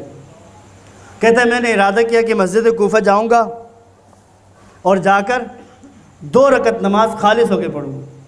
کہتا ہے میں مسجد کوفہ پہنچ گیا، پوری طرح تیار ہو کے میں نے تکبیرۃ الاحرام پڑھ کے نماز شروع کی۔ کہتے ہیں جو ہی نماز شروع کر دی تو میرے ذہن میں پہلا خیال آیا کہ مسجد کوفہ میں مینار نہیں ہے۔ کہتے ہیں جو ہی نماز شروع کی خیال آ گیا مسجد کوفہ میں مینار نہیں ہے۔ کہتے ہیں جب یہ خیال آ گیا، کہتے ہیں دوسرا آ گیا، اگر ادھر مینار بنانا ہو تو وہ جو سامان ہے، بجری ہے، پتھر ہے، وہ کہاں سے لائیں گے؟ کہتے ہیں پھر میں نے علاقے سوچے کہ کہاں سے آ سکتے ہیں۔ کہتے ہیں پھر میں نے وہاں سے سامان ادھر پہنچایا پہلی رکعت میں، کہتا ہے دوسری رکعت میں مزدور اور مستری بھی بلا لی، یہاں تک کہ جب میں 2 رکعت نماز میری ختم ہوئی تو میں مسجد کوفہ میں مینار تعمیر کر چکا تھا۔ تو عزیزان محترم، کیا وجہ ہوتی ہے؟ کیوں نماز میں خیالات آتے ہیں؟ وجہ وہی ہے، گناہ ایک، دوسرا مال حرام۔ ایک مال حرام ہے، ایک مال نجس ہے۔ حرام مال تو وہ ہوا اگر حرام کی کمائی ہے، اس کا اثر پڑتا ہے، لذت عبادت سے محروم ہوتا ہے۔ بعض اوقات آلودہ چیز کے کھانے سے بھی عبادت پر اثر پڑتا ہے، جیسے آج کل تو عام ہے باہر سے کھانے پینے کی چیزیں کھانے کا، بچوں کو بھی باہر سے کھلانا، پیزا لا کے کھلانا، برگر لا کے کھلانا۔ ماں کو بھی اچھا لگتا ہے کیونکہ کچن کی گرمی میں جا کر کون بنائے، برگر کھا لے جان چھوٹے گی، یا پیزا بنا دو مسئلہ حل ہو گیا، فون پہ آرڈر دے دیں یا وہ ایپ ڈاؤن لوڈ کر لیں۔ اب تو بہت آسان ہو رہا ہے، شہر میں تو بہت زیادہ آسان ہو گیا ہے۔ کیا آسان ہوا ہے؟ لذت عبادت کا بیڑا غرق کرنا بہت آسان ہو گیا ہے۔ گھر میں بیٹھے ہیں، اپنے ہی گھر میں بیٹھے، باہر سے کوئی گندی چیز منگوا لیں جس کے بارے میں آپ کو پتہ بھی نہیں ہے کہ اس میں صفائی کا کیا خیال رکھا گیا۔ ایک روایت اب سنیں، رسول خدا کے لیے ایک خاتون کھانا پکا کر لے کر آئی کہ یا رسول اللہ یہ آپ کے لیے کھانا لے کر آئی ہوں، آپ تناول فرمائیں۔ آپ نے کہا میں اس کو کھا نہیں سکتا، یہ آلودہ ہے۔ جب اللہ کے نبی کا آلودہ ہے، اس نے کہا یا رسول اللہ میں نے پورا خیال رکھا ہے، حلال مال کا ہے اور میں نے خود اپنے ہاتھوں سے باوضو ہو کر بنایا ہے۔ اللہ کے نبی نے کہا نہیں، جس وقت تم یہ سامان بازار سے خرید رہی تھی اس وقت نماز کا ٹائم تھا، وقت نماز تھا اور تم بازار میں اس کی خریداری کر رہی تھی، آلودہ ہو گیا ہے، اس کو نہیں کھا سکتا، نہیں کھایا۔ عزیزان محترم، اثر پڑتا ہے۔ باہر سے کوئی بھی چیز لا کے بچے کو کھلا رہے ہیں، ایسی چیزیں کھا کر بچہ بڑا ہو رہا ہے، اور پھر بعد میں ہم خود بیٹھ کے سوچتے ہیں کہ یہ کیوں نماز نہیں پڑھتا، اس کو دین کی باتیں کیوں سمجھ میں نہیں آتی۔ جس چیز سے گوشت اور خون بنا ہے اس کا، میرے چھٹے امام فرماتے ہیں جو بچہ بچپنے میں قرآن مجید زیادہ پڑھتا ہے اس کا گوشت اور خون قرآن سے بنتا ہے، قرآن اس کے گوشت اور خون میں شامل ہو جاتا ہے۔ اگر جس کو بچپن سے ہی آپ نے آلودہ غذا کھلائی ہو یا مشکوک کھلائی ہو، اگر آلودہ والا تھوڑا سا اگر میں لحاظ بھی کروں، مشکوک کھلائی ہو، نہیں معلوم کس کے ہاتھ کا بنا ہوا تھا، اگر مشکوک کھلائی ہو تو اس کا اثر ہونا ہے۔ لہٰذا یہ جو چیز ہے، مال حرام ہے یا مال مشکوک ہے، غذائے مشکوک ہے، اس کے کھانے کے اثرات ہوتے ہیں۔ آپ 40 دن گزار کے چیک کر لیں، اگر آپ کو اس کا تجربہ کرنا ہے، اس غریب طالب علم کی بات پہ آمادہ ہو کے چیک کر لیں، آزمانے کے لیے چیک کر لیں۔ 40 دن تک ذرا غذا میں احتیاط کریں، گناہ سے گریز کریں۔ اگر آپ کی نماز میں فرق نہیں آیا تو پھر دیکھ لیجئے گا، اگر فرق آیا تو پھر اس کو ادامے دیں، اس کو جاری رکھیں۔ پس آخری تو باتیں کہ بعض اوقات حصول لذت کے لیے ہم نماز میں لذت حاصل کرنا چاہتے ہیں، کیا کریں؟ چند کام ضرور کریں۔ ایک تو کہا ترک گناہ، پھر اول وقت کی نماز، اس کے بعد جیسے آپ میں سے جو بھی کام کرنے والے ہیں، جو ہفتے میں 6 دن کام میں ہوتے ہیں، مسلسل کاموں میں مصروف ہوتے ہیں، چھٹی والے دن آپ نے رکھا ہوتا ہے اپنے اضافی کاموں کے لیے۔ ان 6 دنوں میں جو کام آپ نہیں کر پاتے ہیں، چھٹی والے دن آپ ان کاموں کو جمع کر کے چھٹی والے دن ان کاموں کو انجام دیتے ہیں۔ تو 6 دن اپنے کام کی مصروفیت کی وجہ سے عبادت کو بھرپور ٹائم نہیں دے سکے تھے، تو چھٹی والے دن جس طرح آپ نے باقی کاموں کے لیے وقت رکھا ہوا ہے، 1-8 گھنٹہ رکھیں عبادت کے لیے بھی، کہ جس میں کوئی مناجات کھول کے پڑھیں، جس میں کوئی دعا کھول کے پڑھیں۔ اس کی بھی تو ضرورت ہے کہ جو آپ زیادہ مصروفیت کی وجہ سے نہیں کر سکے تھے، اگر اس کام کا آغاز کر لیں، اللہ کرے کہ آپ میں سے کوئی کر لے، تو اس کے ایسے اثرات ہیں، اس کے ایسے نتائج ہیں، اس سے وہ لذت حاصل ہوتی ہے، اس سے وہ برکات حاصل ہوتی ہے کہ جو کرنے والے کو ہی پتہ چلے گا۔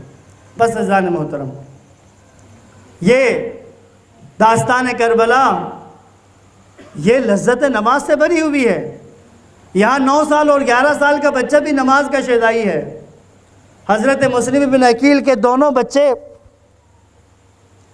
جب قاتل نے تلوار کھینچی اور ان دونوں بچوں کو پتہ چلا کہ اب یہ ہمیں قتل کرے گا، تو دونوں کہتے ہیں ہمیں 2 رکعت نماز پڑھنے کی مہلت دے دو، کیونکہ لذت نماز سے آشنا ہے، اس لیے موت جب سامنے آئی تب بھی نماز ہی یاد آئی ہے۔ کیوں، کیا وجہ ہے؟ مجھے اور آپ کو، ہم میں سے ہر ایک کو، جوان کو، یہاں پر بزرگ بیٹھے ہیں، خواتین جتنے بھی ہیں، جب بھی ہم پر کوئی مشکل آتی ہے، جب اچانک کسی مشکل کا سامنا کرتے ہیں، چاہے وہ مالی ہو، کاروباری ہو، تعلیمی ہو، کسی بھی طرح کی ہو، فوراً نماز کا خیال کیوں نہیں آتا سب سے پہلے؟ کیوں؟ کیونکہ اس کی لذت سے آشنا نہیں ہے، اس کی پاور سے آشنا نہیں ہے، نہیں جانتے کہ کتنی طاقتور ہے نماز۔ پس عزیزان محترم، 1-2 شخصیات ہیں مصائب میں آج جن کا ذکر کرنا چاہتا ہوں، عموماً ذکر نہیں ہوتا۔ امام حسین علیہ السلام نے کوفہ کی طرف حضرت مسلم بن عقیل کو اپنا سفیر بنا کر بھیجا ہے، مشہور ہے، حضرت مسلم کا ذکر بھی ہوتا ہے، میں بھی کروں گا آج۔ لیکن ایک شخصیت اور ہے جس کو حضرت مسلم کے بعد امام حسین نے کوفہ بھیجا ہے اپنا خط دے کر۔ 2 شخصیات ہیں، ایک کا ذکر میں کر رہا ہوں کہ جن کے ساتھ ایک خاص ربط ہے امام حسین کے ساتھ۔ ان کا نام عبداللہ ابن یقطر ہے۔ عبداللہ ابن یقطر، یہ قاف، توئی اور رے، عبداللہ ابن یقطر۔ یہ عبداللہ ابن یقطر کون ہے؟ پہلے اس کو سن۔ ان کا ایک لقب ہے، ان کو رضیع الحسین کہا جاتا ہے۔ رضیع الحسین، رضیع عربی میں جن کا دودھ کٹھا ہو اس کے لیے رضیع کا لفظ استعمال ہوتا ہے۔ تو یہ رضیع ایک اور معنی میں بھی استعمال ہوتا ہے۔ اگر 2 بچے ہوں، مثلا ایک علاقے میں، ایک محلے میں 2 بچے اگر ایک ہفتے کے اندر پیدا ہوئے ہوں، یعنی ایک پیدا ہوا، اس کے 2 دن 3 دن بعد اگر دوسرا بچہ پیدا ہوا، تو ان دونوں کو بھی ایک دوسرے کا رضیع کہا جاتا ہے۔ عبداللہ ابن یقطر کو رضیع الحسین کہتے تھے، کیونکہ امام حسین کی ولادت کے 3 دن بعد عبداللہ ابن یقطر پیدا ہوا تھا مدینہ میں۔ اور کون ہے عبداللہ ابن یقطر؟ یقطر جو اس کے والد ہیں وہ رسول اللہ کے ہاں خدمت کیا کرتے تھے، اور عبداللہ کی والدہ کا نام میمونہ ہے جو مولا علی کے گھر میں خدمت کیا کرتی تھی۔ امام حسین اور عبداللہ ابن یقطر ایک ہی ہفتے میں پیدا ہوئے، اس لیے عبداللہ ابن یقطر کو رضیع الحسین کہا جاتا ہے۔ اب اس کا مطلب کیا ہوا کہ جب امام حسین کربلا کے رستے میں ہیں تو امام حسین علیہ السلام بھی 57 برس کے ہیں اور عبداللہ ابن یقطر بھی 57 برس کا ہے۔ حضرت مسلم کوفہ جا چکے ہیں، امام مکہ سے نکل چکے ہیں۔ ایک جگہ ہے مکہ سے نکلنے کے بعد جس کو بطن الرمہ کہتے ہیں، یہاں پر امام حسین علیہ السلام تھے۔ عبداللہ ابن یقطر کو خط دیا کوفیوں کے لیے، اور عبداللہ ابن یقطر کو اپنا قاصد بنا کر کوفہ روانہ کر دیا۔ یہ سمجھے 8 ذی الحج کو امام حسین نکلے ہیں، 9 ذی الحج کا واقعہ ہوگا یا 10 کا ہوگا۔ عبداللہ ابن یقطر امام کا خط لے کر کوفہ نکلے۔ کوفہ میں حالات بدل چکے تھے، جناب مسلم شہید ہو گئے، کوفہ کے حالات بدل گئے۔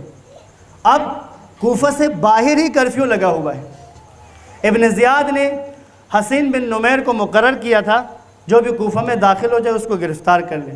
عبداللہ ابن یقطر جوان نہیں ہے، 57 سال کا بوڑھا ہے، حسین کا قاصد ہے، وارد کوفہ ہوئے، لیکن باہر ہی قادسیہ کے مقام پہ حسین بن نمیر نے عبداللہ ابن یقطر کو گرفتار کر لیا۔ جو ہی دیکھا کہ یہ سپاہی گرفتار کرنے کے لیے آ رہے ہیں تو فوراً اپنے پاس موجود امام کا خط نکالا اور اس کو پھاڑ کر اس کو اپنے منہ میں ڈالا اور نگل لیا تاکہ ان تک امام کا خط پہنچے نہیں۔ نگل لیا، انہوں نے دیکھ لیا خط نگل لیا ہے، ابن زیاد کے سامنے پیش کر دیا۔ ابن زیاد نے کہا خط کہاں ہے؟ اس نے کہا میں نے نگل لیا ہے۔ پوچھا کس لیے؟ کہا تاکہ تجھ تک حسین کا خط نہ پہنچے۔ کہا بتاؤ کس کے نام خط لکھا تھا؟ کہا اہل کوفہ کے نام۔ کون سے شیعہ سرداروں کے نام لکھا تھا؟ کہا یہ میں نہیں جانتا، نہیں بتایا۔ عبید اللہ ابن زیاد نے کہا عبداللہ بوڑھے ہو گئے ہو، اگر زندہ رہنا چاہتے ہو تو میں تمہیں ایک موقع دیتا ہوں۔ ابن زیاد عبداللہ ابن یقطر کو موقع دے رہا ہے، ایک موقع دیتا ہوں اگر زندہ رہنا چاہتے ہو۔ کیا؟ منبر پر جاؤ، یزید اور اس کے باپ کی تعریف کرو، حسین اور اس کے باپ کو برا بھلا کہو۔ عبداللہ ابن یقطر نے کہا ٹھیک ہے۔ تم ممبر سجاؤ، لوگوں کو جمع کرو۔ ممبر سجایا، کوفہ کی ایک بڑی تعداد جمع ہو گئی، اعلان ہو گیا حسین ابن علی کا قاصد حسین ابن علی کے خلاف بات کرے گا۔ لوگوں میں ڈائے جمع ہو گئے، ایک بڑا مجمع سامنے آ گیا۔ عبداللہ ابن یکتر سے کہا جاؤ اب ممبر پہ جا کر جو کہا ہے وہ کرو۔ عبداللہ ابن یکتر ممبر پر گیا اور جا کر اس نے کہا اے لوگوں، میں حسین ابن علی کا قاصد ہوں، مولا حسین اپنے اہل و عیال کے ساتھ کوفہ کے رستے پر آ رہے ہیں، ابن زیاد نے مجھے کہا ہے کہ میں حسین کے لیے کچھ کہوں، تو سنو میں حسین کے لیے کچھ کہتا ہوں۔ کہا حسین وہ ہے کہ جس کی ماں زہرا ہے، کہا حسین وہ ہے جس کا باپ علی مرتضیٰ ہے، حسین فرزند رسول خدا ہے، کائنات میں حسین سے سچا کوئی امام نہیں ہے، کائنات میں حسین سے بڑھ کر کوئی اللہ کا نمائندہ نہیں ہے۔ اس کے بعد عبداللہ نے کہا اے لوگوں یاد رکھنا، یہ ابن زیاد اور یزید یہ لعنتی ہے، جہنمی ہے، یہ جھوٹے ہیں، انہوں نے ظلم کیا ہے۔ ایک دفعہ جب اس انداز میں بات کر دی تو ایک ہلچل مچ گئی۔ عبداللہ ابن یکتر کو گرفتار کر کے لائے۔ لانے کے بعد عبیداللہ ابن زیاد نے کہا جو تجھے کہا تھا تو نے وہ نہیں کیا۔ عبداللہ کہتا ہے میرا عقیدہ تھا جس پر میں پل پوس کے بڑا ہوا ہوں، میں نے وہی کیا ہے، اب تو جو کرنا چاہے میرے ساتھ کر لے۔ حکم دیا کہ عبداللہ کو دار الامارہ کے چھت سے گرا دو۔ عبداللہ ابن یکتر کو دار الامارہ کے چھت سے گرا دیا، شہید کر دیا۔ عزادارو، جب امام حسین کو غالباً مقام ذو حسم یا کوئی مقام تھا جہاں پر عبداللہ ابن یکتر کی شہادت کی اطلاع ملی، کیونکہ ایک ہفتے کی ولادت ہے نا، تو بچپن کا ساتھی تھا، ساتھ کھیلے بڑے تھے۔ جب عبداللہ ابن یکتر کی شہادت کی اطلاع ملتی ہے، مولا کی آنکھوں سے آنسو جاری ہوتے ہیں۔ جاری ہونے کے بعد مولا نے قرآن مجید کی آیت تلاوت کی، من المؤمنین رجال ما صدقوا عہد اللہ علیہ، کہ مومنین میں سے کچھ وہ ہیں جنہوں نے اللہ کے ساتھ کیا ہوا وعدہ پورا کر دیا، ان میں سے کچھ وہ ہیں جو گزر گئے اور کچھ وہ ہیں جو انتظار کر رہے ہیں۔ اپنی طرف کہا۔ پس عزادارو، یہ عبداللہ ابن یکتر ہے۔ ایک اور عبداللہ ہے جن کا ذکر کر کے میں بس مختصراً حضرت مسلم کے مصائب کو دو جملے کہنے ہیں۔ دوسری وہ جناب سعید ابن عبداللہ ہے۔ سعید ابن عبداللہ 54 سال عمر ہے۔ ان کا ایک جملہ ہے، میں ہر عشرے میں میری کوشش ہوتی ہے کہ سعید کا ذکر ضرور کروں۔ ظہر کی نماز کا وقت، عاشور کی جب ظہر کی نماز کا وقت آیا، عمر سعد نے کہا میں جنگ نہیں روکوں گا، جب جنگ نہیں روکوں گا حملہ کریں گے تو اب کا حسین ابن علی اور کچھ اصحاب نماز پڑھیں گے اور کچھ اصحاب دفاع کریں گے۔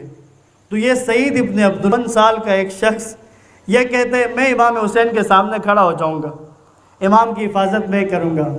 اب سعید ابن عبداللہ امام کے سامنے کھڑا ہو گیا ہے۔ جس جملے کی طرف میں متوجہ کرانا چاہتا ہوں وہ سعید کا آخری جملہ ہے۔ میں اور آپ چھوٹی سی نیکی کر کے بھی بڑے ہو جاتے ہیں، ایک آدھ چھوٹا سا کام کر کے بھی اہل بیت سے بڑے بڑے تقاضے شروع کر دیتے ہیں، اب ہم نے یہ کر دیا ہمارے لیے یہ کر دیں۔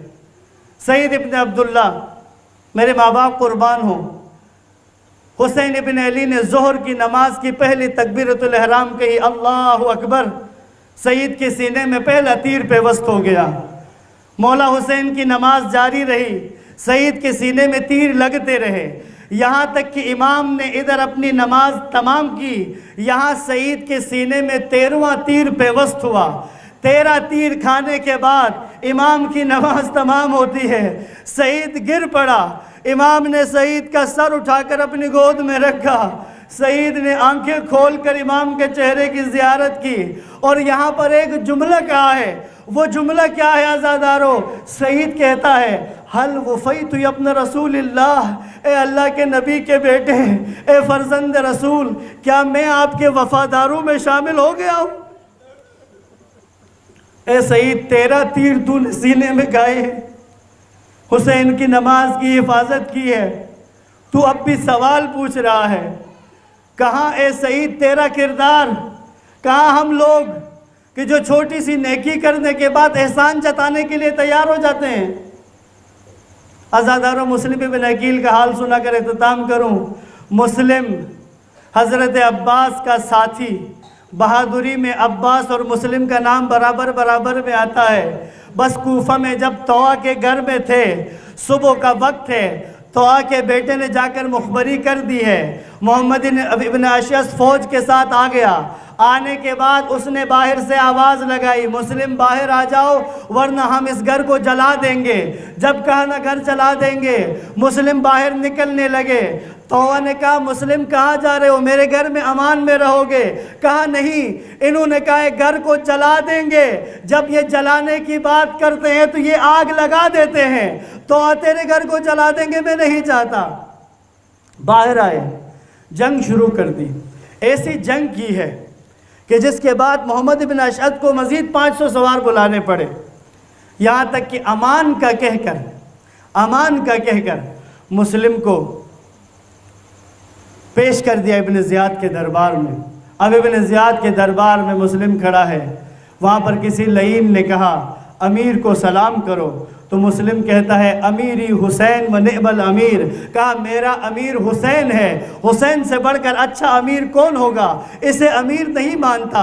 ابن زیاد نے کہا مسلم وصیت اگر کچھ کرنی ہے تو کرو، میں تمہیں قتل کرنے والا ہوں۔ جناب مسلم نے کہا، جب دربار پر نگاہ ڈالی تو عمر سعد نظر آیا کہ جس سے بچپن کا ساتھ تھا۔ عمر سعد سے کہا میری وصیت سن لو۔ عمر سعد آتا ہے، اب جناب مسلم کی وصیتیں، 3 وصیتیں کی۔ کہا عمر سعد میری پہلی وصیت یہ ہے کہ میں نے کوفہ میں کچھ لوگوں سے قرض لیا ہے، میری شہادت کے بعد میرے زیرہ بیچ کر وہ قرض واپس کر دینا۔ میری دوسری وصیت یہ ہے کہ اگر مجھے شہید کر دیا جائے تو میرے جنازے کو دفن کر دینا۔ کہا عمر سعد اگر یہ دونوں وصیتیں پوری نہ بھی کر سکو، ایک تیسری وصیت یہ ضرور پوری کرنا۔ کہا میرے مولا حسین کو خط لکھنا، خط لکھ کر ان سے کہنا مولا مسلم نے جو آپ سے کہا تھا کوفہ آ جائیں، مولا اب کوفہ مت آئیے گا، کوفی بے وفا ہو چکے ہیں، اب کوفہ والے ساتھ دینے کے لیے تیار نہیں ہیں۔ کہ کوئی اگر کہے مسلم حسین کو کیا کوفہ آنے سے ڈرا رہے ہو؟ کہا نہیں، لیکن میرے مولا کے ساتھ زینب ام کلثوم اور مخدرات عصمت بھی ہیں، مولا کوفہ مت آنا، کوفہ اب اس قابل نہیں ہے کہ زینب ام کلثوم کوفہ آئے۔ میں کہوں اے مسلم ابن عقیل، یقیناً تمہارا درد اپنی جگہ پر، لیکن یہی کوفہ ہوگا۔ مسلم تیرا جنازہ کوفے کے دروازے پر لٹکا ہوا ہوگا، زینب ام کلثوم کوفہ میں بے ردا داخل ہوں گے، تیرے سر بریدہ جنازے کو دیکھتے ہوئے کوفہ داخل ہوں گے۔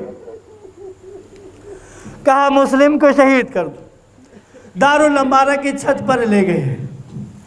ایک بزرگ عالم دین ایک جملہ کہتے ہیں یہاں پر، کہا مسلم کو اگر کوئی آخری خواہش ہے، کہا مجھے اپنے مولا کو سلام کہنے دو۔ مکہ کی طرف منہ کر کے مسلم نے سلام کہا، السلام علیکہ یا مولا یا ابا عبداللہ، علیکہ منی سلام۔ اب بزرگ عالم دین کہتے ہیں مولا حسین بطن الرقبہ میں تھے، مکہ سے کچھ باہر پڑاؤ ڈالا ہوا تھا، حضرت عباس قریب بیٹھے تھے۔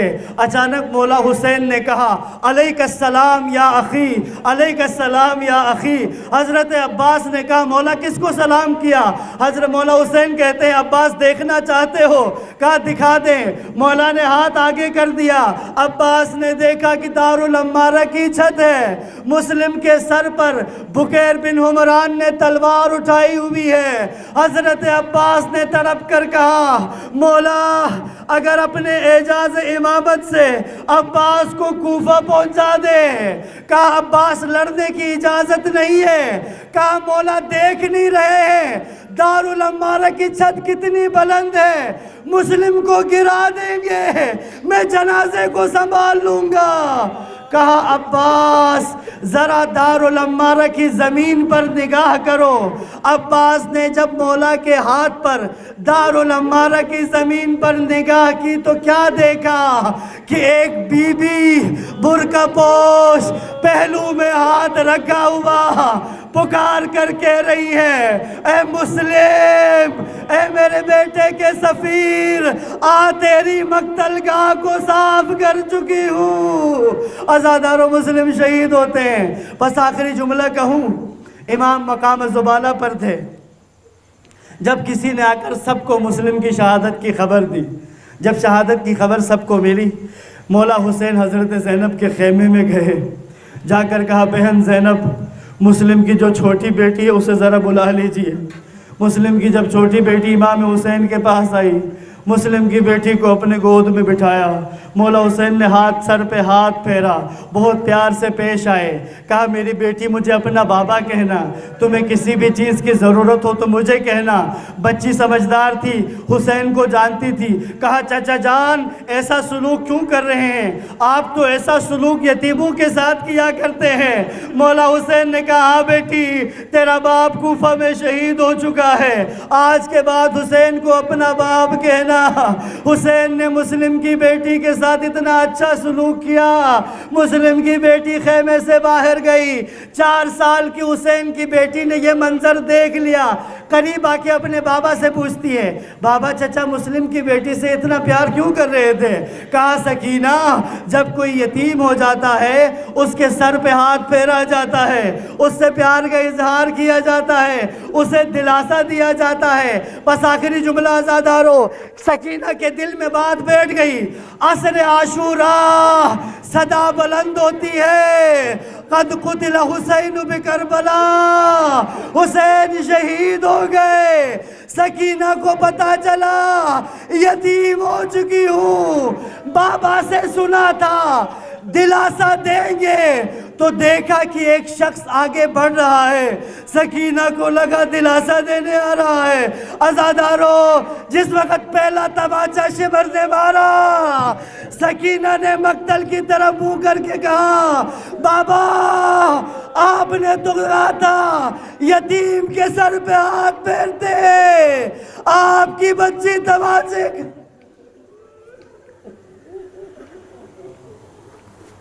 الا لعنت اللہ علی القوم الظالمین وسيعلم الذين ظلموا أي منقلب ينقلبون